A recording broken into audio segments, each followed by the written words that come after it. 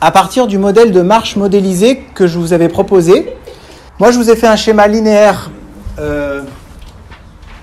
départ, appui, bipodal aligné. Vous verrez qu'un des bons auteurs, c'est Eric Weil, W-E-I-L, et lui, il propose ça en cycle, le cycle de marche. C'est-à-dire qu'en gros, vous revenez au point de départ, et ça semble logique. C'est un bon auteur, très expert, un peu trop, parce que vous allez voir les descriptions biomécaniques en coordonnées X, Y, Z, mais au moins, c'est issu de là, et je vous cite la source. Donc, on va reprendre ce modèle, et je vous propose, comme 83% de la population est droitière, en tout cas du membre inférieur, qu'on soit gaucher ou droitier du membre supérieur, 83% est droitière, je vous propose de démarrer la marche dans cette explication grâce à un demi-pas antérieur droit. Ce qui fait qu'on va décrire ensemble le 2 à partir de la position statique bipodale alignée, le demi-pas antérieur droit, puis le pas antérieur, le pas complet gauche, et le demi-pas postérieur droit. C'est tout. Et si on complétait, il suffit d'inverser pas gauche avec pas droit, et ainsi de suite. D'accord? Donc le programme, ça sera de décrire, je vous le mets, ça sera de décrire, on part de la position bipodale alignée, et on va décrire le demi-pas antérieur droit, suivi du pas gauche, entendez par pas le pas complet, donc demi-poste, demi-hante, et le demi-pas postérieur droit. Voilà ce qui va nous animer pendant ces 2 heures. Évidemment, vous trouverez dans la façon d'inverser et de dire ce qu'on a vu à droite se passe à gauche, quand vous faites le demi-pas antérieur gauche, le pas droit et le demi-pas postérieur gauche. Et on ne va pas tout décrire puisque c'est la même chose de l'autre côté. D'accord? Alors, je vais faire quelque chose qui va vous embêter. C'est que je vais écrire des choses au tableau que je vais ensuite effacer pour les corriger. Donc pourquoi je dis ça va vous embêter? Parce que vous qui prenez des notes linéaires, vous allez dire zut, c'est pas ça. Donc peut-être dans cet exercice, attendez avant de noter. Parce que je vais inverser certaines propositions pour des raisons pédagogiques pour qu'on comprenne. Je vais d'abord noter ce que vous me dites. Si dès le début c'est bon, ça sera ça. Mais si vous me donnez des choses qui ne sont pas dans le bon ordre, je remettrai ensuite dans l'ordre et je vous dirai là, on peut prendre. Et si vous acceptez, vous ne prenez aucune note, c'est-à-dire vous prenez les notes qui vous viennent à l'esprit quand je parle, et quand le tableau est fini, quelqu'un vient prendre une photo et fera pour note de cours à transmettre à tout le monde. Ok? Ça marche? Alors, on va commencer par le demi-pas antérieur droit. On met tout en place, neuro, physio, volonté, tout ce qui me fait faire un demi-pas antérieur droit. Pourquoi je ferai un demi-pas antérieur droit et pas un gauche? Parce que j'ai dit que je prends le sujet membre directeur droit. Donc on démarre la marche par son membre directeur. Ok? Démarrer par le membre directeur. C'est pour ça que je vais décrire un demi-pas droit. Vous vous rappelez pourquoi c'est un demi-pas droit? C'est parce qu'il part juste de la position bipodale, c'est-à-dire que ce n'est pas un pas complet. Allez, maintenant c'est interactif. Je vous demande peut-être de parler bien fort pour que, à l'enregistrement, on puisse entendre votre réponse, sinon je la répéterai. Il manque un mot. Équilibre. Statique, oui, mais équilibre, puisqu'on ne bouge pas. Équilibre stable. Très bien. On est en état d'équilibre stable. J'en profite pour à chaque fois faire des rappels. Ça veut dire quoi, un état d'équilibre stable? Allez, dites. Le centre de gravité, il est sur le point idéal de pression. Très bien, c'est pas le centre de gravité, c'est... La projection. Exactement. La projection du centre de gravité. Le centre de gravité est un point virtuel en avant de S2. La projection du centre de gravité se fait dans la base de sustentation, exactement au niveau du centre idéal de pression. Ce qui fait qu'on ne me voit pas bouger, j'ai juste quelques petites oscillations de 4 degrés. C'est tout. Très bien. Qu'est-ce que je vais faire ensuite pour démarrer la marche? Je vais changer d'état. De cet équilibre stable, je vais passer en avant. Équilibre instable. Équilibre instable, parfait. En faisant quoi? Non. Relâchant les chaînes postérieures. Très bien. Pourquoi je te dis non? Parce que si tu dis en me penchant vers l'avant, ça laisse supposer que j'ai une action des fléchisseurs qui me fait aller. en avant. Alors qu'en fait, on relâche le frein. Tout à fait. On va relâcher la chaîne postérieure, qui va me donner plus d'amplitude. Qu'est-ce qui va se passer dans cet équilibre instable? La projection du centre de gravité ne se fait plus au niveau du centre idéal de pression, mais s'approche de la limite de la base de sustentation. Antérieure. Sans jamais sortir du périmètre. Donc, équilibre stable. Comment? Relaxation de la chaîne postérieure. Et dis donc, on va préciser, on relâche quoi? Fessier, ischio, triceps. Ok? Fessier, ischio, triceps. C'est pas dur de les relâcher, c'est des muscles super puissants. 3000 newtons, 2000 newtons, 1000 newtons, 6000 newtons de dispo. On relâche un tout petit peu, on est en équilibre instable. Ça me permet quoi cet équilibre instable? Si jamais je ne veux pas partir, j'ai la possibilité de revenir. J'ai amorcé le mouvement, mais je révise mon jugement et je n'y vais pas. Si je continue à relaxer cette chaîne postérieure, qu'est-ce qui va se passer? Vers l'avant. Tout à fait. Départ vers l'avant, ce qui va me mettre sur la pointe des pieds. Vous vous rendez compte, je relâche les triceps et finalement ça me laisse aller sur la pointe des pieds. Et je vais être dans un état de déséquilibre antérieur. Traduction biomécanique, je te donne la parole après. Projection de mon centre de gravité en dehors de la base de sustentation, ce qui va automatiquement entraîner un mouvement. Question. Parce que, est-ce qu'on peut considérer que la relaxation de la chaîne postérieure, c'est quand même un influx nerveux moteur? Bien sûr. Ouais. Bien sûr. En fait, on dit on veut avancer, donc du coup... Je me suis mal exprimé. Aucune de ces actions n'est passive. Elles sont toutes actives, c'est-à-dire c'est la participation volontaire d'un motoneurone sous l'action du cerveau cortex pariétal, zone motrice, qui va dire « je relaxe ». C'est une contraction excentrique. Vous vous rappelez? Contraction concentrique, ça raccourcit, contraction excentrique, ça allonge. Je relaxe, mais c'est volontaire, bien sûr. Je relâche un petit peu, je passe d'équilibre stable à instable, je relâche beaucoup, je passe d'équilibre instable à... Et ben voilà. Vous vous rendez compte que je viens de le faire, ce pas. Je viens de faire mon demi-pas. C'est le mouvement qui a été généré. Maintenant, on va le décrire. Comment je le fais, ce demi-pas antérieur? Allez, regardez, j'essaie. C'est très dur, hein. C'est pas pour eux. Mais qu'est-ce que je vais faire, en fait? Il va y avoir forcément... Qu'est-ce que je dois ajouter? Si je ne fais pas ça, je tombe. Il va forcément y avoir besoin d'une flexion. Flexion de quoi? Eh bien, non. Comme tous les réflexes du corps, triple flexion. De hanche, genou, cheville. D'accord? Je note. Triple flexion.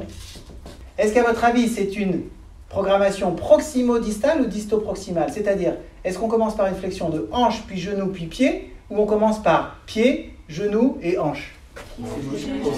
Proximo-distale. Coxo, genou, pied. Très bien. C'est pas une histoire, j'ai jamais parlé du pied qui aura une phase taligrade, plantigrade, digitigrade. J'ai juste parlé du pied comme l'ensemble pied.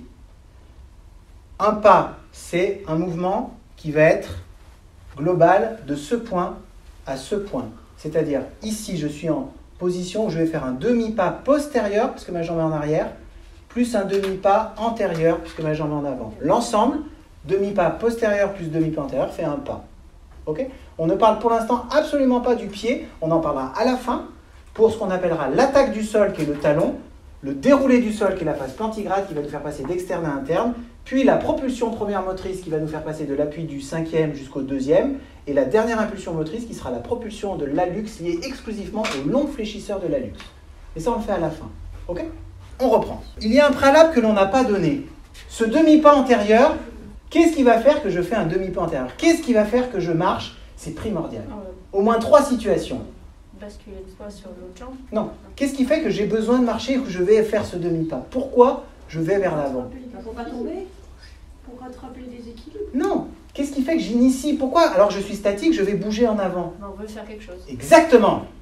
Mais c'est primordial, parce que si je n'ai pas de but, je ne marcherai pas. Donc ce qui va motiver ma marche et la relaxation, c'est la nécessité de réaliser une action. Qui va être quoi? Aller vers quelque chose. Si je marche, c'est par exemple pour aller ouvrir la porte, parce que ça a toqué. D'accord? Je vais avoir ce demi-pas antérieur. Si je n'ai pas la porte qui toque, je n'ai pas à faire ce demi-pas. Donc j'ai besoin d'une motivation préalable, une action volontaire qu'on va appeler une motivation. Alors tout simple, aller chercher le pain, besoin de faire pipi, ce que vous voulez. Autre situation. Ouais. Pousser. Et ben voilà, je décide rien, mais on me pousse. Je suis derrière, tu viens? Viens. Rappelle-moi ton prénom. Walim, viens. Je joue le jeu. Je sais que tu vas le faire. T'es cool, hein? Je ferme les yeux. Et quand tu le décides, tu me pousses un petit peu. J'ai pas décidé, mais on m'a poussé.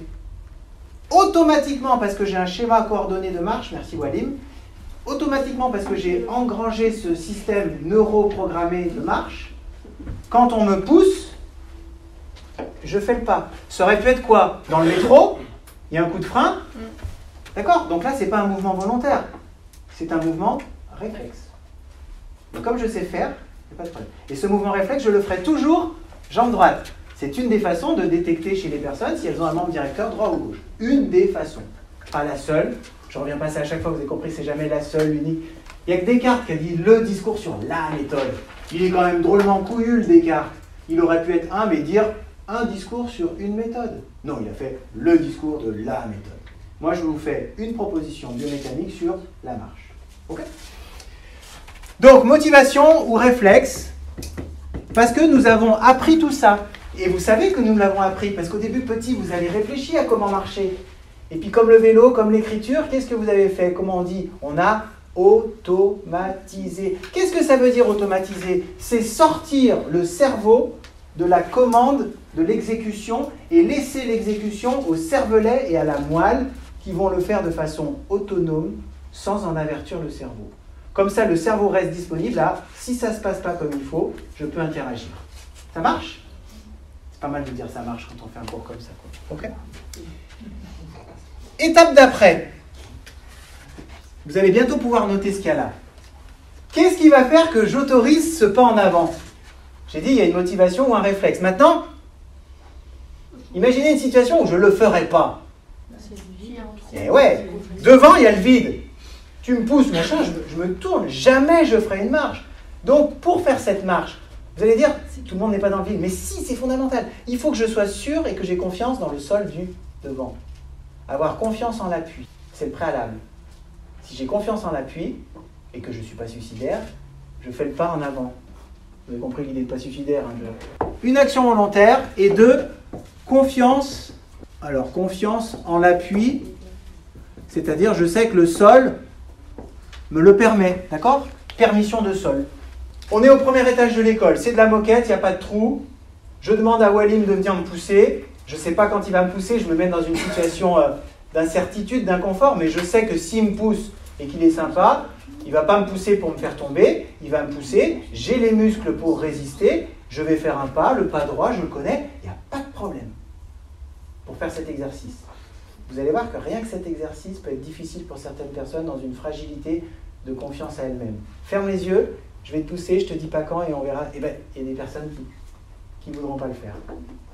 Si elles ont mal au genou, si elles ont mal à la hanche, si elles ont mal quelque part. Prenez cet exercice, dites au patient, fermez les yeux, je vais vous pousser, il ne veut pas le faire. Ça veut dire qu'il n'a pas confiance. Je ne parle pas en lui, il a peut-être mal quelque part. C'est un exercice clinique intéressant. D'accord? Allez, qu'est-ce qui va se passer? Triple flexion, on a dit proximodistal, avec quel type de muscle? On commence du haut, coxofémoral, flexion de coxofémoral, psoas et quadriceps. D'accord. Genou, flexion. Et ouais, ischio. Attention, le genou il est à l'envers. Hein. Il n'y a pas les gastronomies. C'est pas gastronomie, c'est les gastrocnémiens. Ouais. Genou, ischio, jambier. Appelons les noms correctement. Moi, j'aime pas bien la réduction ischio. Voilà, parce que quand on dit ischio-jambier, on a l'anatomie. Ischio-jambier. Donc ça va jusqu'au tibia. Donc c'est un polyarticulaire du genou. Cheville. Cheville. C'est pas mal. Gastrocnémien. Allez, plus le solaire, donc le triceps sural. On peut l'appeler comment ce muscle aussi? L'appareil tricipito-plantaire. C'est-à-dire qu'il va chercher jusqu'au carré plantaire. Oui, le complexe, tout à fait. Eh bien, très bien. Complexe, suro-achilléo plantaire. C'est Nico qui vous dit ça. Super. Il manque le calcanéo. Oui, calcanéo-plantaire. Complexe suro-achilléo-calcanéo-plantaire. Question, que veut dire complexe? C'est pas suffisant. Oui, un complexe est forcément au moins de 2 éléments, donc je suis d'accord avec vous, c'est un ensemble. Mais pour que ça soit complexe, qu'est-ce qu'il faut? Continue, je t'ai coupé. Un ensemble qui s'associe. Enfin, oui. qui ont le même objectif. Oui. Oui. Ils travaillent ensemble. Toujours. Un complexe, c'est un ensemble dont toutes les parties fonctionnent. Toujours ensemble. Oui. C'est-à-dire qu'il ne peut pas y avoir de mouvement de l'une sans mouvement de l'autre. Il ne peut pas y avoir un changement de l'une sans changement de l'autre. Très bien. Dépendant les uns des autres. Dépendants, mais qui bougent à chaque fois les uns avec les autres. Le complexe le plus simple, c'est un triangle. Si je change un angle du triangle, je change les deux autres. D'accord? Donc complexe qui fonctionne ensemble, interdépendant, synergique, permanent. Ils concourent au même objet, à la même visée, le même but. D'accord? Très bien. Bien, eh bien écoutez, on a pas mal là, hein. On est parti. Qu'est-ce qu'on vient de faire? On vient de relâcher le frein. Hein. Vous avez compris que c'est économique. On a relâché. On n'a pas cherché à appuyer sur l'accélérateur, on a juste cherché à relâcher le frein. Et on a utilisé le poids de la voiture parce qu'on est dans la pente. C'est quoi la pente? Eh bien c'est notre déséquilibre. Ça va? Comment? C'est quoi en dessous de interdépendance? Ensemble, interdépendance synergique permanent. Merci. Ok. Bon, maintenant qu'est-ce qu'on a fait? Pour passer de cette phase bipodale, alignée, à cette phase de demi-pas, c'est ce qu'on va décrire, c'est très long. Qu'est-ce qu'on a fait? On a fait un appui gauche et une phase oscillante droite. Ok pour tout le monde? Donc qu'est-ce que j'ai fait pour y arriver? J'ai fait un transfert de poids gauche et une phase oscillante droite. On va décrire ce transfert de poids en notant les acteurs. On fait ça, on explique tout, question, et quand on a fini, et on fera les applications les fois prochaines. Quand je suis en appui bipodal, aligné, ma tête, mon corps, mon bassin, mes deux jambes. Comment ça se passe? Le poids de mon corps s'exerce à partir du centre de gravité.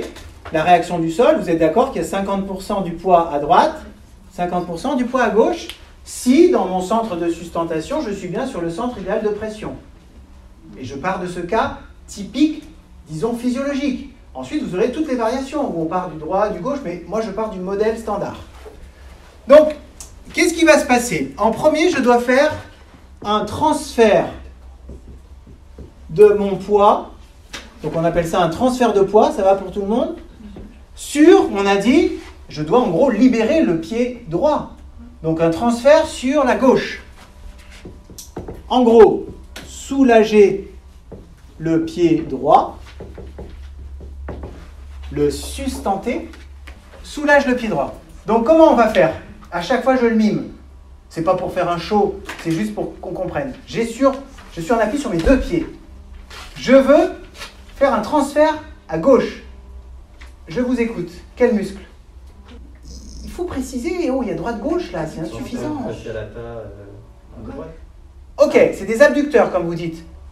Gauche, ça va faire ça. Top, réfléchissez, c'est dans un plan frontal. Donc c'est forcément des abducteurs et des adducteurs. C'est dans un plan frontal, c'est forcément des abducteurs, des adducteurs. Quel est ce mouvement? Regardez ma jambe. Ma jambe gauche, le pied va à l'intérieur. Donc c'est donc les adducteurs gauche associés aux abducteurs droits. Si en même temps j'ai une abduction droite Mais au lieu de la faire comme ça, elle est dans l'autre sens. Si j'ai une abduction droite et une adduction gauche, c'est le transfert. Donc ce transfert sera par action concentrique des adducteurs gauche et abducteurs droit. Notez que tout le monde comprenne et on détaille. Adducteur gauche, concentrique, plus en même temps abducteur droit, concentrique. Ça ne suffit pas, on va les nommer. Adducteur gauche, ils n'ont pas de nom, c'est les adducteurs. Les abducteurs droits, quels vont-ils être? Ça va être le grand fessier, le moyen fessier, le petit fessier, le TFL. Tous le deltoïde fessier. D'accord? Surtout le petit fessier. Pourquoi? Parce que le grand fessier aura une autre fonction plus tard et le moyen fessier aura une autre fonction plus tard, on les voit immédiatement après. Ok? Vous avez noté? Question. Dans la réalité, les trois participent, mais pour notre analyse, on va dire c'est surtout le petit pour garder aux autres la fonction spécifique. Question là-dessus ou pas? On était en appui bipodal, qu'est-ce qu'on vient de faire? On vient de faire ça. Donc j'ai le maximum de poids sur mon pied gauche. 100%. Qu'est-ce que je peux faire maintenant? Puisque j'ai 100% de mon pied gauche, je peux soulever le pied droit. Exactement. C'est bon? Louise? Du coup, ça enchaîne fermé? Bien sûr. Enchaîne fermé. Merci, parce que c'est grâce à ça qu'on précise tout. Moi, je peux oublier des fois. Très bien. Bon, on a transféré le poids à gauche. J'ai mon pied qui est libéré. Je vais pouvoir laisser le déséquilibre aller en avant. Et entre nous, regardez quand j'étais en appui bipodal. Ce que je vous fais depuis le début. Bipodal, déséquilibre antérieur. Si le déséquilibre, il est que sur un côté parce que je laisse un pied d'appui, qu'est-ce qui va se passer? Ce n'est pas un réel antérieur sagittal strict. Qu'est-ce qui se passe? On a une Rotation. Ouais, mais ce n'est pas une rotation. C'est le bassin, donc on va dire une giration pelvienne. Comment? Je tourne à gauche. Giration pelvienne gauche. Automatiquement associé par le fait que... Oui, giration, un sens giratoire. Rond-point. Ok?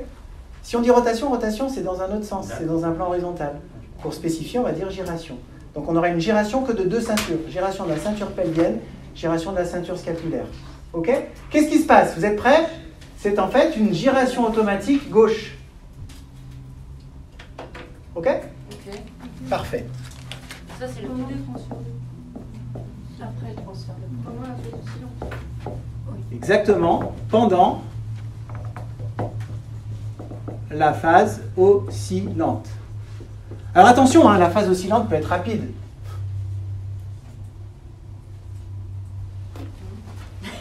Direction. En mollo, là.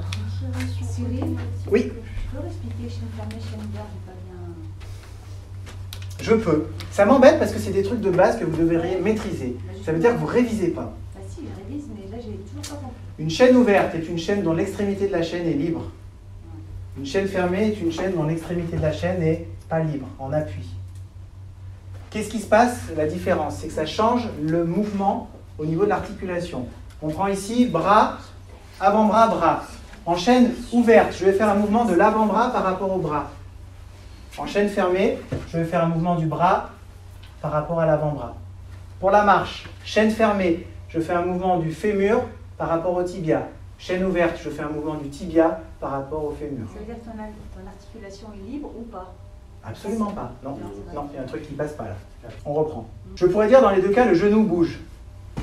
Mais qu'est-ce qui se passe? Je différencie le genou en disant le genou c'est la fémoro-tibiale. En chaîne fermée, le tibia est fixe, il appuie sur le sol. Donc c'est le fémur qui bouge par rapport au tibia qui est fixe. C'est un mouvement fémoro-tibial. Quand ma chaîne est ouverte, libre, c'est le tibia qui va bouger sous le fémur. C'est un mouvement tibio-fémoral. Dans les deux cas, le genou bouge, mais je sais dans quel sens il bouge. Qui bouge par rapport à quoi? Parce que le genou pourrait bouger. Regarde, mon genou droit, il va bouger là. Il bouge dans l'espace, mais il n'a pas bougé au niveau de l'articulation. C'est ce qu'on appelle l'arthrocinétique. Il faut que vous révisiez, hein. Supérieur, hein. Si à chaque fois on reprend, moi je fais pas ça 20 fois. Hein. On a fait ce transfert gauche, on a soulagé, on a vu que ça a emmené une phase oscillante. Ok? Avant de cette phase oscillante, qu'est-ce qu'il faut s'assurer? Pour que je prenne appui, je vais mettre, mesdames et messieurs, tout mon poids sur mon côté gauche. Il va falloir s'assurer de quelque chose. Quoi? Le membre inférieur gauche, il soit assez fort pour accueillir le poids. Exactement, Louise. Donc, il faut être sûr qu'il n'y ait pas de douleur, nociception, et que le membre supérieur gauche soit facile. Et je vais le verrouiller. Comment je le verrouille? Exactement. Je vais verrouiller, verrouillage du membre inférieur gauche en extension. Vous avez compris l'extension? Extension de genou et hanche. On va être précis. Extension de fémoro-tibial et coxo-fémoral. Eh bien oui, mais on va être précis. Extension du genou par exactement. Et extension coxo-fémorale par ischio, quadriceps, jambier font un rôle de l'un et un rôle de l'autre au niveau genou-coxo. Parfait! Ma jambe est solide, je peux m'appuyer dessus. Mais il me reste une articulation à verrouiller. Laquelle? Non, on va la laisser souple, la cheville. Le genou, il vient d'être fait. Le sacro-iliaque. Exactement, Louise. Sacro-iliaque. Qu'est-ce qui va verrouiller la sacro-iliaque? Le grand fessier. C'est pour ça que je préfère qu'on le laisse dédié à cette tâche. Le grand fessier, c'est un petit muscle ou un grand? Un grand. Bien. Il est faible ou il est fort? Très fort. On a besoin de toute la force du grand fessier pour verrouiller sa sacro-iliaque côté appui. Si je n'arrive pas à verrouiller ma sacro-iliaque côté appui, eh ben, j'oserais pas prendre appui. C'est pour ça qu'il faut bien faire des abdos fessiers quand on va dans un club de sport. Ils sont importants pour la marche. Verrouillage de la sacro-iliaque, laquelle? Gauche, côté appui. Par qui? Par le grand fessier. Bien sûr qu'il participe tout à l'heure au transfert, mais je préfère que vous disiez le transfert, c'est petit fessier. Le grand fessier, il verrouille la sacro-iliaque. On avance, hein? Ça va devenir de plus en plus compliqué. S'il y a une étape qui passe pas, je préfère qu'on répète, qu'on soit 2 heures, même si je vais dire, bon, t'as pas révisé. On reprend et on passe du temps là-dessus parce qu'il faut que ça soit bien compris. Maintenant que c'est verrouillé, on garde ça en tête. Je vais vous faire une situation où vous allez tout comprendre. C'est mon sacrum. Quand je fais un déséquilibre antérieur, ça pourrait être une flexion. Si mon sacrum fait une flexion parce que mes lombaires font une flexion, il va faire ça. À l'intérieur des sacro-iliaques. Mes mains sont les iliums. Vous voyez le mouvement? Si j'ai un côté qui est bloqué, mon sacrum ne peut faire qu'un mouvement De rotation. unilatéral du côté de la sacro-iliaque qui est libre. On verra que ce mouvement porte le sacrum en bas, en avant, et ce sera ce qu'on appellera une torsion sacrée. C'est pour ça que je grimace à giration 2. Le fait de bloquer, faisons simple, chronologique, le fait de bloquer la gauche ne permet qu'un mouvement à droite. Parfait. Donc le verrouillage de la sacro-iliaque gauche permet uniquement un mouvement dans la sacro-iliaque droite. On a besoin de l'anatomie de la sacro-iliaque. C'est pour comprendre les différentes étapes et après on fait la chronologie. Ok? Donc à partir du moment où je ne peux faire qu'un mouvement dans la sacro-iliaque droite, ça sera un mouvement du sacrum unilatéral. Ok? Sacrum, mouvement unilatéral. Qui est capable de faire le sacrum comme mouvement? Un mouvement de flexion et extension. Donc qu'est-ce qu'on va dire s'il fait la flexion d'un côté? Eh bien c'est son hémibase qui va aller en bas et en avant. Ça va pour tout le monde? Pourquoi mi-base? Ah. Vous n'avez pas vu l'anatomie du sacrum?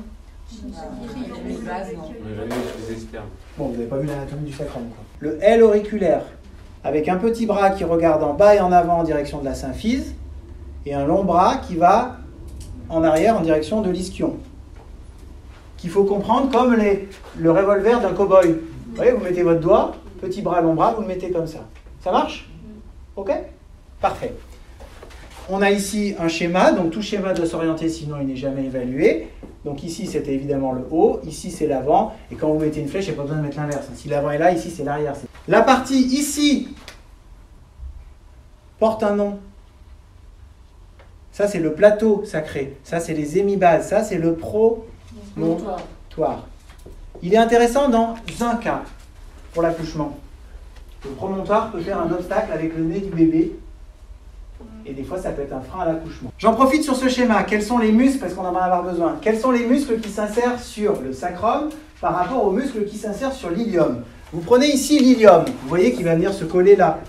Il y a 30 muscles qui s'insèrent sur le bassin afin d'en assurer sa mobilité. 30 muscles de chaque côté, donc 60 muscles s'insèrent sur le bassin pour en assurer sa mobilité. Combien s'insèrent sur le sacrum? Combien s'insèrent sur l'ilium? Attention, c'est le jeu du juste muscle. Combien s'insèrent sur le sacrum? Moitié-moitié? 15-15? 10-20? Qui dit mieux? Qui dit moins? Qui dit plus? Oui, il y en a plus sur l'ilium que sur le sacrum. 28 sur l'ilium, 2 sur le sacrum. Quand un muscle est dédié au mouvement, qu'est-ce que vous comprenez? Qui bouge par rapport à quoi? C'est la plupart du temps un mouvement ilio-sacré. Beaucoup plus que ça n'est un mouvement sacro-iliaque. Car il y a beaucoup plus de muscles sur l'ilium que sur le sacrum. Alors s'il y en a deux, c'est facile. Il y en a un, vous savez déjà lequel c'est. Pardon, je parlais des muscles. Il y a deux muscles qui s'insèrent sur le sacrum. Vous en avez déjà un, enfin. Le grand fessier. Bah oui. Grand fessier. Quel est l'autre? Par contre, il est un peu triangulaire en forme de pyramide. Ou il a une forme de poire. Pyramide ou piriforme. On fait l'anatomie. Ici, on a quoi? La tête humérale, la tête fémorale, excusez-moi, j'ai une petite absence. Piriforme, c'est un pelvis trochantérien. Pelvis trochantérien, il va du pelvis au... Ah ouais, c'est compliqué l'anatomie, pas du tout. Pourquoi faut préférer l'appeler le piriforme? Parce qu'en fait, il y a un pyramidal du bassin et un pyramidal de l'abdomen. Et si on dit que pyramidal, on peut se tromper. Pourquoi le piriforme est important? Vous allez le voir. Mais anatomiquement, il est perforé par un nerf qui en fait un syndrome terrible. Le piriforme est perforé par le nerf, ce qui fait que si le piriforme se contracte, ça pince le nerf sciatique et ça donne une sciatalgie ou une sciatalgie. Et vous avez raison de dire sciatalgie. Pourquoi? Parce que la sciatalgie de la compression du nerf sciatique par le piriforme donnerait une douleur fesse qui ne dépasse pas le genou. Alors que si c'était une compression du nerf à son émergence par rapport à une hernie discale, la douleur dépasserait le genou et irait soit à l'orteil 5, ça serait la racine 1, S1, bravo, soit ça irait à l'hallux, racine L5. Donc ça permet de différencier les névralgies sciatiques qui seraient plutôt d'origine centrale discale de la sciatalgie, vous avez tout à fait raison, qui serait plutôt la compression musculaire liée au piriforme. Est-ce que vous envisagez, quand je vous dis ça, que quelqu'un qui a une sciatique, tu lui dis quoi comme conseil? Mais s'il te plaît, va marcher. Et si vous vous assurez qu'il marche bien, un pas sur deux va être bénéfique pour la sciatique. Pas dans le cas de la hernie discale, parce que ça va toucher les racines S2, S3, S4, et non pas la racine L5, S1. Racine L5, S1 tronculaire jusqu'en bas, racine 2, 3, 4, plexus honteux. Sciatalgie, dur à dire. Dur à dire. Pourquoi? Plexus honteux, s'il s'appelle comme ça, c'est qu'il va où? Partie génitale. Ça veut dire quoi? Douleur de lèvres, si femme, scrotum, testicule, si garçon. Et puis sphincter. C'est-à-dire, petite incontinence d'effort. Pas évident à dire. Plexus honteux. On était fort en anatomie, on appelait ça le plexus honteux. Maintenant, on appelle ça le plexus sacré inférieur. Et le nerf, c'est le nerf pudendal. Et vous verrez chez les cyclistes qui se compriment le périnée, ou chez les sportifs, des compressions du canal d'Alcock, du nerf pudendal, qui sont de terribles pathologies parce que c'est dans une partie qu'on ne dit pas trop. On va rester sur ce schéma pour rajouter quelque chose et après, au final, on reprendra toute la chronologie. On a 4 muscles fondamentaux. Ici, c'est le centre de gravité. Vous voyez la construction? Centre de gravité. Et de chaque côté, à chaque coin, un muscle. Ok? Si ce muscle se contracte avec ce muscle, ça va faire un axe vertical. Le sacrum pourra faire quoi? Il pourra bouger comme une porte. Si ce muscle se contracte avec ce muscle, les deux grands fessiers se contractent, ça fait un axe horizontal. Comment on va pouvoir bouger le sacrum? Une porte de chat. Une porte de chat. Je prends. Dans ce cas, on appellera ça le chakrum. Ok? Et maintenant, plus intéressant, Si le grand fessier se contracte avec le piriforme opposé, ça fait un axe oblique qui va permettre un mouvement. Le grand fessier a verrouillé la sacro-iliaque. Qu'est-ce qui va se contracter? Le piriforme opposé. Et il va pouvoir y avoir un mouvement de torsion. Ok? On reprend ça. Vous l'avez compris? Cette torsion, ce mouvement, ça va être un mouvement de torsion sacrée qu'on va appeler antérieure. J'échoue. Torsion sacrée antérieure. Pourquoi? Parce que le sacrum va en avant. Quel est le mouvement en fait? On pourrait dire que c'est comme une flexion qui est empêchée d'un côté. Ça va? C'est comme une flexion qui est empêchée ici à gauche. Donc c'est une flexion unilatérale. Ça va? Flexion unilatérale droite. Donc dans notre cas, c'est quoi? Qu'est-ce qu'on a dit? Je vous propose de faire le schéma de dos, parce que c'est plus facile, parce que la droite est à droite et la gauche est à gauche. Donc j'efface ce que j'ai fait. On va verrouiller le membre inférieur gauche et on va verrouiller la sacro-iliaque gauche par le grand fessier. Ok pour tout le monde? C'est verrouillé. Ici, on a la coxo-fémorale, le genou. Genou, on a dit verrouillé par quadriceps. Coxo-fémorale verrouillé par ischio. J'ai mon appui gauche. Je peux soulager la jambe droite et faire mon mouvement. D'accord? J'ai mon appui gauche. Ici, quel est le piriforme qui va se contracter? Le piriforme droit. Donc, est-ce que ça va être un axe vertical? Est-ce que ça va être un axe horizontal? Non. Ça va être un axe oblique. Et vous vous rappelez du premier cours, ensemble, qu'est-ce que l'obliquité? La possibilité de faire un mouvement dans les 3 plans de l'espace et non pas que plan par plan. Donc, comment on va appeler cet axe oblique? Comment on va l'appeler? Oblique comment? Eh bien, on va l'appeler l'axe oblique gauche. C'est le grand fessier qui, en verrouillant, donne le nom de l'axe. C'est un axe gauche. Axe oblique gauche. Vous vous doutez bien que tout à l'heure, dans l'autre pas, ou si on avait fait l'inverse, on aurait eu un axe oblique constitué par quoi? Par la contraction du grand fessier et du piriforme. Vous êtes très fort. Axe oblique gauche. Quel va être le mouvement autour de cet axe oblique gauche? Une flexion unilatérale droite. Ça va? Produit par quel muscle? Aucun, mesdames et messieurs. C'est grâce à ce transfert de poids, ce déséquilibre. En fait, qu'est-ce qu'il faut comprendre? C'est un mouvement que subit le sacrum, qui est autorisé à droite, mais pas à gauche. Donc c'est un mouvement entraîné par le poids, parce que ça peut se faire lentement. La vitesse n'est pas un facteur, mais entraîné par le poids et le déséquilibre. En fait, entraîné par le déséquilibre du poids. Il n'y a aucun muscle qui est donc du coup. Parce qu'il va y avoir un deuxième corollaire qui est compliqué, mais pas tant que ça. Flexion unilatérale droite produite par le déséquilibre du poids du tronc. Donc on pourrait mettre du corps. Si, en même temps que je vais avoir ce déséquilibre, que va faire ma jambe? Elle va faire un mouvement vers l'avant. Ça va? Je simplifie. Si je fais un mouvement vers l'avant, mon ilium fait quoi? Une rétroversion. Donc regardez ici, c'est quoi? C'est le IPS. Ici, j'ai le sacrum. Le sacrum, il ne bouge pas. C'est un mouvement iliosacré. Si l'ilium va en arrière, ça revient à dire que le sacrum est antérieur relativement. En fait, ce n'est pas tant le sacrum qui va en avant que l'ilium qui va en arrière, mais avec le sacrum qui ne bouge pas, maintenu par le déséquilibre du poids. Je vais le redire. On a dit que le mouvement de torsion antérieure sacrée, c'était un mouvement du sacrum qui va vers l'avant. Mais, Wallim, oui c'est ça, hein. Wallim l'a souligné en disant, mais il n'y a pas de muscle. Et non. Parce qu'en fait, ce n'est pas le sacrum qui va bouger, il n'y a que 2 muscles. Et les 2 muscles, ils servent à quoi? Ils servent à créer l'axe. Donc le sacrum ne bouge pas. Mais l'ilium, lui, va bouger. C'est un mouvement ilio-sacré. Qui fait que comme l'ilium va aller en rétroversion, il va en arrière. Réellement. Par une action musculaire. De qui? Bah, quelque chose qui tire vers le bas, en arrière, ou quelque chose qui tire vers le haut, en avant. Pourquoi a-t-on besoin de ces muscles? Oui, ça va être les... Et les abdos, en synergie. Les abdos relèvent, Les ischios tirent vers le bas et je fais une rétroversion. Et si je n'ai pas d'abdos, ben je demande entièrement aux ischios de le faire.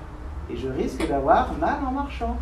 Parce que je dois utiliser un couple de forces, abdos-ischio, qui travaillent ensemble. Ok? Donc, rétroversion réelle de l'ilium, lequel? Ah non, le gauche est immobilisé, c'est le point d'appui. Droit. Par action de qui? Action d'un couple de forces constitué par ischio-jambier droit et abdominaux. Alors on se pose la question, lesquels? C'est ça le geste que tu fais. Abdominaux, grand droit, insertion pubis, insertion côte, flexion du tronc, rétroversion du bassin. Donc grand droit, ah bah oui, on prend grand droit, oblique interne, oblique externe. Participe? Oui. Le seul qui ne participe pas, c'est le transverse.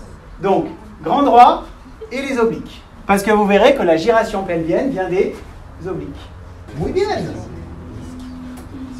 T'as compris toutes les explications. Attends, c'est pas fini, hein. Doit être clair. On fait par étapes chronologiques. Il reste des points. Et vous verrez qu'on détaille beaucoup le demi-pas. Parce qu'après, le pas, bah, c'est juste à décrire le demi-pas postérieur. Et le demi-pas postérieur, on n'aura plus à le redécrire après. Donc il faut juste comprendre le demi-pas antérieur, postérieur et le pas. Qui est un axe oblique gauche, nommé par le grand fessier gauche. Si ça avait été le grand fessier droit, ça aurait été un axe oblique droit. Le sacrum va aller en avant. Si on prend la face antérieure du sacrum, je le fais. J'étais en appui bipodal. J'ai transféré mon poids à gauche. Je soulève ma jambe. J'avance ma jambe. Le sacrum va regarder quoi? Va regarder le point d'appui. La face antérieure va regarder en avant, en bas et à gauche. Dites-vous que le sacrum regarde toujours le point d'appui. Le sacrum vérifie le point d'appui. Le sacrum vérifie le point d'appui. El sacrum está verificando el point d'appui. Le sacrum vérifie le point d'appui. Ici, c'est un point d'appui, on a dit gauche.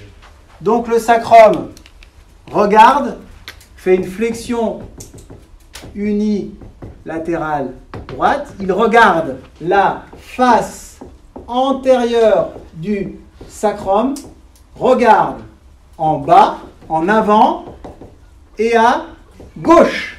Il regarde à gauche sur un mouvement d'axe oblique gauche.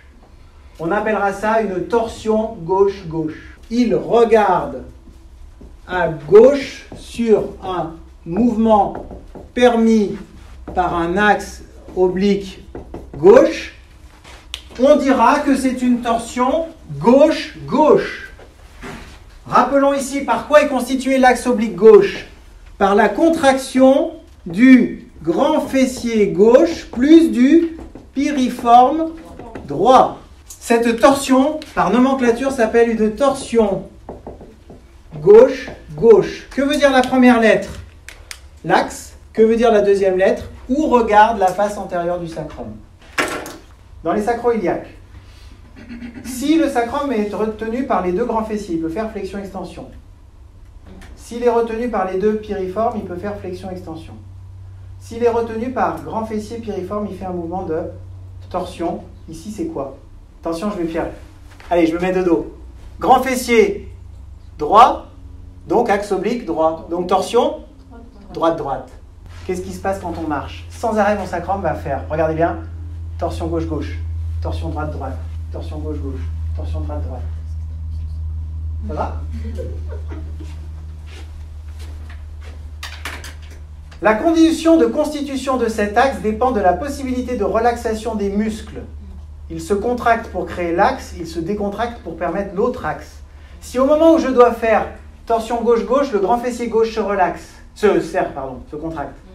Et qu'au moment de se relaxer pour permettre le droit-droit, il reste contracté, je ne peux plus faire de droit-droit, ça force le piriforme gauche à se contracter très fort, PAM, ça pince le nerf sciatique et là, ça m'arrête, je ne peux plus marcher. Qu'est-ce que je fais pour traiter la sciatalgie du piriforme? Est-ce que je détends le piriforme? Le grand fessier aussi. Merci. Je détends le grand fessier opposé pour lui permettre de nouveau de se relaxer. De la réversibilité de contraction-décontraction dépend la qualité de marche. Si j'ai des névralgies, des sciatalgies à la marche, c'est que mes grands fessiers ne se relaxent pas. Pourquoi? Avant de noter, parce qu'on leur demande de faire une fonction qui n'est pas la leur. Quelle était la fonction tout à l'heure dont je vous ai dit on ne va pas mettre le grand fessier? C'était le transfert de poids. Si j'ai un petit fessier qui n'est pas assez fort, il ne peut pas à lui seul faire le transfert de poids, donc il demande au grand fessier de l'aider. Mais s'il demande au grand fessier de l'aider, le grand fessier va être sans arrêt en activité. Il pourra être fatigué et ne pas se relaxer. Je pourrais avoir une névralgie sciatique de ça. On prend le même cas. Qu'est-ce qu'il faut pour détendre le grand fessier? On renforce le petit fessier. Le grand fessier n'a plus à l'aider. Le grand fessier est disponible. Il ne fait pas forcer le piriforme opposé et je n'aurai plus jamais de névralgie sciatique. D'origine musculaire. Cette névralgie sciatique, sciatalgie, je vais la traiter en faisant forcer le petit fessier. C'est quoi le petit fessier? Il est où? Petit fessier. Allez, fessier donc ilium et il s'insère où après? J'ai une sciatique droite. Je m'approche d'un mur. Je mets mon pied contre le mur pour faire une abduction et que j'empêche. Je force en abduction. À ce moment-là, je relâche la contracture du piriforme et je peux marcher. Et là, vous allez dire, mais le mur est magique, c'est de la murothérapie. Ce mur, ça peut être un kiné, un ostéopathe, un chiropracteur, un médecin, un physiothérapeute, celui qui a compris la physiologie. Est-ce que ça marche dans tous les cas? Non, ça ne marche pas dans tous les cas. Rien ne marche dans tous les cas. Ça marche dans le cas où on est dans la situation que je viens vous décrire, qui n'est pas toujours le cas. Autre situation. Je marche. Je glisse. Qu'est-ce qui s'est passé? Je me suis rattrapé, mais avec tous les muscles que j'avais dispo. Ils sont tous contractés quand je marche. Le pas suivant, il n'y en a aucun qui est capable de se décontracter. Jamais je ne me fais mal en glissant. Je me fais mal le pas d'après avoir glissé. Insidieusement. Ils sont plus dispo et le pas, je vais faire aïe. Et la boiterie, ça peut bien se passer. Je boite et j'ai besoin de 15, 20, 30 pas ou dire ah oui, ça va mieux. D'accord? Ça y est, c'est passé. Pourquoi? Parce que j'ai de nouveau eu l'alternance. Et la marche est forcément ultra bénéfique pour ce travail. Donc, on aura des torsions antérieures. Et il n'y a pas besoin, je dis ça pour mes collègues ostéopathes qui peut-être un jour entendront cet enregistrement, il ne peut y avoir que des torsions antérieures. Puisque en fait, la torsion n'existe que par le mouvement de flexion où le sacrum va en avant. Qu'est-ce que l'extension? Un retour du sacrum à la position neutre. Jamais le sacrum ne fait une extension.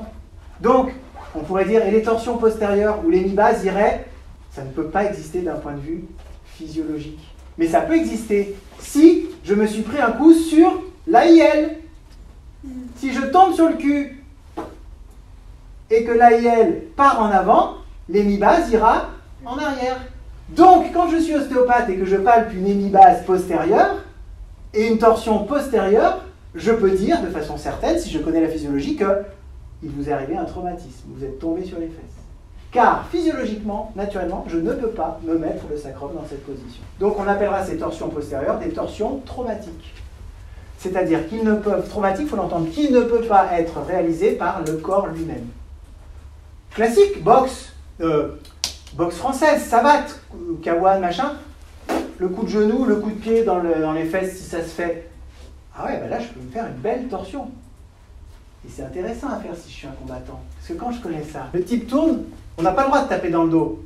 Mais si je mets en boxe taille le 3/4, regardez le 3/4, j'accroche mon copain, vous savez, dans les combattants, là, ils se mettent un peu là, on dit, oh, qu'est-ce qu'ils font? Et puis si je peux passer derrière et foutre un coup dans la sacroiliaque pour la bloquer en poste, qu'est-ce qu'il veut dire? Le coup suivant, le sujet, il n'est plus aussi mobile. Donc dans son déplacement, il va moins être mobile et je peux en profiter. L'objectif, c'est de rester relaxé dans sa bulle. Pourquoi? Mesdames et messieurs, quand on est stressé, qu'est-ce qu'on fait au niveau de nos muscles? On tend. Et qu'est-ce qui se passe quand on est tendu? On est moins mobile. Pourquoi? Et c'est quoi d'arriver à gérer la pression? C'est d'arriver à gérer sa relaxation musculaire pour pouvoir s'adapter à tout ce qui nous arrive. Aux États-Unis, ils sont super forts.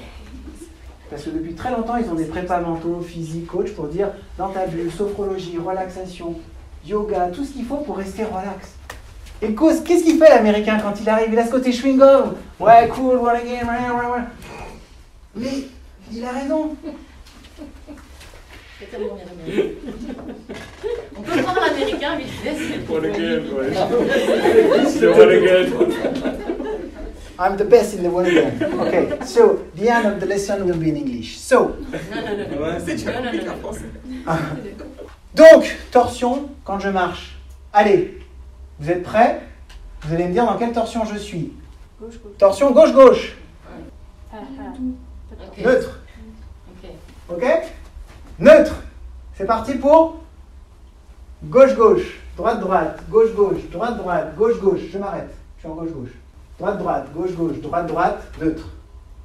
Un moment, je glisse en droite-droite. Ah, je ne peux plus revenir au neutre. Je reste en droite-droite. Je reste en droite-droite. Je reste en droite-droite. Et je me fais une sciatique. 10 sciatalgie. Tu as tout à fait raison. Sciatalgie piriforme. 10 syndrome pyramidal. Mais j'aime pas dire syndrome pyramidal, il faut dire syndrome piriforme, parce que syndrome pyramidal peut laisser penser au syndrome médulaire. Comment on traite le syndrome piriforme? Dans ce cas-là, parce que j'ai glissé, peut-être que j'ai fait bouger mon ilium, mon bassin, mon genou, il faut voir un ostéo, un chiro, ce qu'il veut. Si c'est sans choc, sans rien, ça veut dire qu'il faut détendre le grand fessier et donc muscler le petit fessier. Je ne vais plus marcher parce que depuis 40 ans, depuis que j'ai 40 ans, en fait j'ai pris un peu de poids. En prenant un peu de poids, je me suis aperçu que tous les mois j'ai une sciatalgie, donc je ne vais plus marcher. Ça veut dire que tu as pris du poids et ton petit fessier n'est pas assez fort. Tu muscles ton petit fessier, tu n'auras plus jamais de sciatalgie. J'ai pas dit que tu n'aurais plus de douleur, mais j'ai dit qu'en musclant le petit fessier, tu n'auras plus de sciatalgie. Est-ce qu'une orthèse peut favoriser le petit fessier? Arrête! Une orthèse, le petit fessier est quoi? Est abducteur. Est-ce qu'une orthèse peut faciliter les abducteurs? En mettant le pied en... C'est quoi une abduction? Si j'inverse la chaîne, c'est ça? D'accord? Donc, en jouant sur un appui latéral ou médial. Bien sûr, cette fausse idée que le pied est pronateur, supinateur. Idiotie sémantique! La pronation et la supination doivent être réservées à l'avant-bras. On doit parler d'inverseur et verseur. Point final. Ou alors, on parle comme on veut, mais on ne se réclame pas d'un degré médical, scientifique. Voilà, c'est tout. Vous avez le droit de faire ce que vous voulez. Vous pouvez pas, peut-être pas chou, caillou, vous faites ça comme vous voulez. Hein. Mais ça porte un nom. Pourquoi il y a des noms si spécifiques? La déduction, ben, c'est que la mâchoire. L'antépulsion, c'est que l'épaule. L'antérétroversion, c'est que le bassin. La nutation contre nutation, c'est que la flexion-extension du sacrum chez une femme enceinte qui accouche. Il n'y a pas de nutation contre nutation chez l'homme. L'inversion et l'éversion, pied. Quand vous parlez de mots précis, vous savez de quoi on parle. Donc, il faut l'employer. C'est pour ça qu'on ne dira pas rotation du bassin.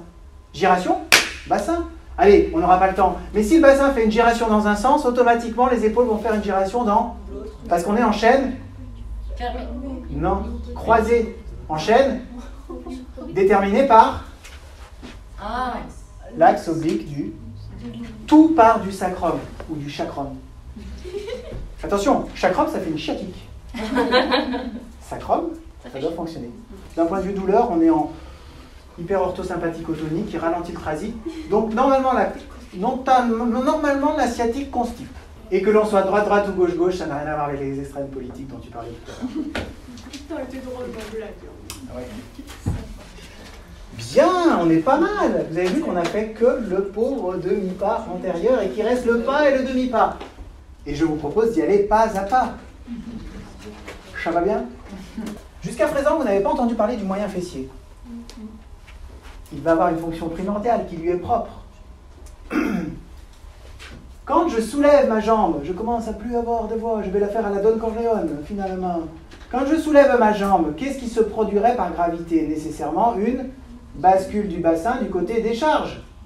Donc quand j'ai transféré mon poids à gauche, que je soulève ma jambe droite, je devrais avoir le bassin qui penche à droite. Mais un muscle va l'empêcher de pencher. Un abducteur. Regardez, un abducteur qui fait une abduction. Mais si l'abduction ne se fait pas dans la jambe, elle va maintenir le bassin horizontal. Et c'est le...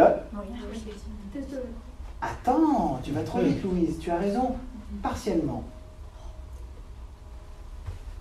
Le moyen fessier va être chargé de garder l'horizontalité du bassin. Et comme le bassin est horizontal, ça va faire un axe vertical qui, quand j'avancerai, fera une... Génération automatique. Bien vu, l'abbé. Tu as vu? Tu as compris? Oui, mais du coup... Ah bah tu vas falloir tout... L'organisation... Je t'ai dit que c'était pas dans l'ordre et qu'il fallait le remettre ensemble. Et en plus, je vais vous donner du travail à la maison. Oh, j'aime pas les devoirs. Vous allez devoir mettre un numéro à chacune des étapes que je vous ai données pour me donner la prochaine fois la séquence de marche du demi-pas antérieur. Oui, dans toutes les étapes, vous allez écrire numéro 1, 2, 3, 4, 5, 6, 7, 8, 9, 10. En fait, il faut qu'on organise ton brouillon, quoi. Exactement, Ouais. j'adore ça. Moyen fessier va se contracter de façon concentrique pour maintenir le bassin horizontal. Et vous voyez pourquoi je n'ai pas mis le moyen fessier dans le deltoïde tout à l'heure. Parce que je veux qu'on se rappelle que le petit fessier, le moyen fessier et le grand fessier ont tous un rôle propre. Est-ce qu'ils participent à toutes les fonctions? Oui, mais pédagogiquement, c'est mieux de dire petit fessier, moyen fessier pour stabiliser le bassin, grand fessier pour verrouiller la sacro-iliaque. Ok? Ça va? Super. On va arrêter là pour vos questions et je vais vous refaire l'ordre, mais vous n'aurez pas le temps de le noter parce que je vais aller vite exprès. Mais vous l'aurez en enregistrement parce que notre amie Sofiane va nous le partager par vous, WhatsApp, je sais pas quoi, par moi avec WeTransfer, et je rajouterai des photos, des sources pour que vous ayez quelque chose qui, quand la voix arrive, vous pourrez voir apparaître des trucs, tu vois, des marches, le cycle de marche antérieur, des gens qui marchent, pour étayer, vous faire un joli petit document mémoire. C'est la moindre chose que je peux faire. J'aime pas trop donner de documents parce que j'aime bien la prise de notes, mais je pense que là, il est fondamental. Pour moi, les sciatalgies, il y en a beaucoup. Quand les gens ont compris, eh ben, je vais vous donner quelque chose de partageable. Ces sciatalgies-là, vous pouvez vous les auto-traiter. Mais quand on va pouvoir donner cette liberté aux gens plutôt? Mais bien sûr, je devrais dire, bah, va voir l'ostéo, il va te manipuler. Mais non, je leur dis, voilà ce qu'il faut faire pour ne plus en avoir. Mais bien sûr qu'ils ne reviennent pas au cabinet parce qu'ils n'en ont plus. Mais l'éthique d'un soignant, c'est de ne plus avoir de patients. Ils sont tous guéris. Oui, j'ai plus de quoi vivre. Bah oui, mais ils sont tous guéris. Et je les revois. Alors vous savez, un patient, c'est toujours pareil. Hein. Quand ça ne va pas, il vous rappelle 48 heures après. Puis quand ça va bien, puis un jour, comme ça, vous avez 3 ans, 5 ans après, oh, je me suis de nouveau fait mal et je viens vous voir. J'avais plus besoin de vous voir. Bah oui, j'avoue. Si au départ, vous en avez beaucoup et à la fin, il n'y en a plus beaucoup, soit vous êtes mauvais, vous avez fait pire, mais vous pouvez aussi considérer que quand les patients n'ont plus besoin de revenir, vous avez fait votre éducation thérapeutique. Mais je milite pour qu'à l'EPS, à l'école, on fasse ce cours-là. C'est pour ça que ce cours, j'ai voulu l'enregistrer. Grâce à Sofiane, grâce à vous, j'ai juste envie de le rendre disponible à qui veut. C'est pas pour faire une promotion personnelle, j'ai rien à gagner. Voilà. Franchement, quand on marche bien et qu'on connaît son corps et qu'on peut faire ça, mais à votre grand-mère, à un enfant, ça marche pour tout le monde. C'est de la physiologie. Et quand ça marche pas, on peut mécaniquement aller voir un ostéo qui ajuste. Et quand on marche mal, on peut voir un orthésiste qui met une semelle pour mieux marcher. Et puis on peut travailler ensemble, quoi de mieux? Je pense qu'il y a un déséquilibre musculaire qui ne peut pas se gérer seul. Orthèse, kiné, alors que moi j'ai juste libéré la sacro-iliaque. Si ta sacro-iliaque elle est coaptée, mais c'est fini, hein. Tu ne pourras pas marcher, tu vas marcher en boitant, tu vas te faire une chaîne musculaire, une tension qui va faire... Si le bassin ne peut pas bouger, qu'est-ce qui va bouger? Les épaules. Donc ça va bouger où? Dans l'interscapulaire et j'aurai mal au dos. Mal au dos de quoi? Parce que mon bassin ne bouge pas. Vous voyez toute la synergie clinique qu'on va pouvoir mettre en place? Franchement, c'est passionnant. C'est passionnant, mais il y a cette rétention d'infos à dire, on ne dit pas pour garder l'aspect magique. Vous vous doutez bien que, moi, qu'est-ce que je vais faire? Vous pouvez vous mettre sur le côté, vous vous rappelez du mur? Vous pouvez vous coucher sur le côté droit? Ouais. Vous mettez vos jambes, ok? Quand je vous demande, vous poussez contre ma main. Allez, 1, 2, 3, allez, on y va! Ok, on relâche. Je vérifie un peu le sacrum, je bouge. Allez, ok, on continue. Parce que pour demander cette contraction, il faut d'abord détendre, il faut d'abord positionner, ça peut prendre du temps, mais des fois, c'est facile. Si tu viens me voir, tu t'es fait ça hier, c'est facile. Si ça fait 50 ans, si ça fait 10 ans, 10 mois, 10 semaines, tu as mis des chaînes musculaires qui parasitent ce schéma. D'abord, je dois essayer de défaire ce qui parasite pour arriver à la cause. j'ai besoin que tu m'expliques comment tu as fait ça, et j'ai un interrogatoire. Vous comprenez le sens clinique? Raconte-moi ton histoire, parce que je ne peux jamais être à ta place. Ça, c'est une phrase que j'ai appris en philosophie, la phrase que vous aimez dire des fois de temps en temps. Si j'étais à ta place, mais c'est juste impossible. Même je te connais du mieux du monde, je ne peux jamais être à ta place. Même nous, parents, c'est un truc que je découvre aujourd'hui. Aujourd'hui, c'est-à-dire à cette époque. Mais je ne suis pas à la place de mes enfants. Mes enfants, on ne vit pas ce que vivent les patients. On essaye de comprendre comment ça fonctionne. Par contre, ils ont les mêmes muscles que nous, ils ont la même physiologie que nous. Donc sur le plan physiologique, vous pouvez dire qu'il a glissé parce qu'il n'ose pas aller de l'avant. Vous pouvez dire que tu marches mal parce que tu ne veux pas aller de l'avant, que tu es quelqu'un qui est timide, tout ça. Cette psychologie de 2 balles 50, tu vois, il ne veut pas aller de l'avant, donc il freine, il machin. Peut-être. On ne connaît pas l'histoire des patients, on connaît leurs muscles. Et déjà, franchement, si vous voyez tout ce que vous pouvez faire rien qu'avec ça, quand le centre de gravité est bien normé et bien placé, toutes les équilibres musculaires du force se font bien. Restaurer au patient son adaptabilité égale pour moi la santé. Lui donner les clés de son autonomie en prenant le risque de ne pas le revoir. Et bien, si un jour j'ai plus de patients, de ceux que j'ai traités, j'espère qu'ils le diront à d'autres pour que d'autres viennent. Et je ne souhaite pas traiter la terre, je n'ai pas cette prétention, mais je propose qu'on arrête là. Je vais démarrer une séquence de marche quand je serai sûr que le sol est stable. Je vais démarrer une séquence de marche quand je suis sûr que je peux faire confiance à mes 2 jambes, parce que musculairement, en extension, je sais que je peux verrouiller, et en flexion, je sais qu'elles vont me tenir. Je vais démarrer une séquence de marche quand je sais que j'ai la force nécessaire suffisante pour résister au déséquilibre. Quand c'est le cas, qu'est-ce que je vais faire? Je vais démarrer une séquence de marche à partir d'un appui bipodal aligné. Je vais transférer mon poids sur la jambe qui va me servir d'appui, grâce à l'adducteur du côté transfert et l'abducteur du côté opposé. Puis je vais verrouiller ma sacro-iliaque côté appui par le grand fessier gauche. Ma jambe gauche va devenir une jambe poteau, stable.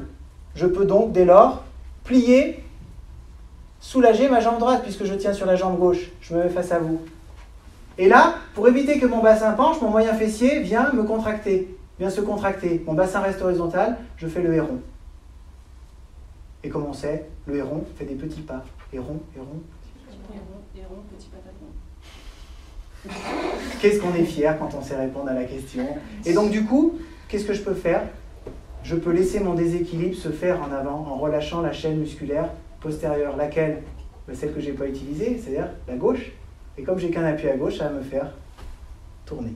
Rotation automatique. Donc qu'est-ce que je vais faire? Je fais une petite gyration.